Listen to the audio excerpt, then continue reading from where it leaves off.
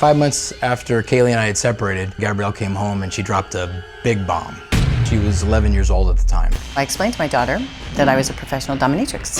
Over the last couple of years, my daughter has spiraled out of control with the approval of her own mother. She's been drinking alcohol. She and Gabrielle were smoking pot together. My daughter has also been sexually active. Sex is a natural thing. We eat, we use the bathroom, we shower, and we have sex. It's not a big deal. Your wife has become a dominatrix, and you send your daughter to live with her. I'm sorry, as a father, I'm having a hard time wrapping my head around that. The hope that I had was she would sort of snap out of it and make her understand that, you know, things are better here.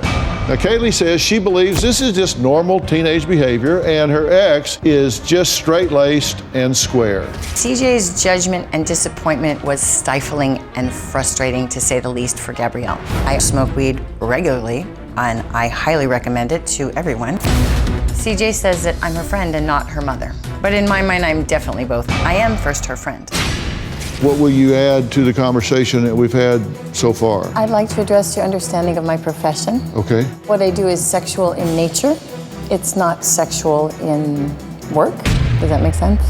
I'll take your word for it. I get here this morning and they're telling me that over the weekend, 3 security guards are standing outside your hotel door. You had been very loud, smoking marijuana, disturbing other guests, and threw a used feminine product at them. I did, yeah. So you arrive at the May West building the next afternoon with your daughter and apologize and admit that you and Gabrielle just got high last night. And then, brawless, you pull out your breast in front of the staff in the lobby and explain, I sometimes get naked when I get irritated. Yeah. You smoke marijuana with her. Yeah, we smoke before we meditate.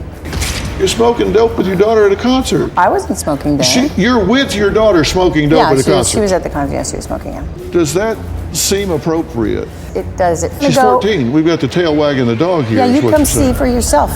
Come take a look. Okay, I will. She's here.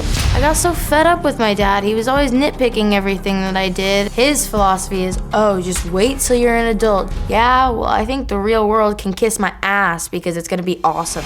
And my dad really does want me to act like some typical white girl. It's just not me. I started having sex about a year ago. I feel like I'm completely mature enough to be in a sexual relationship just because I have all this knowledge and understanding.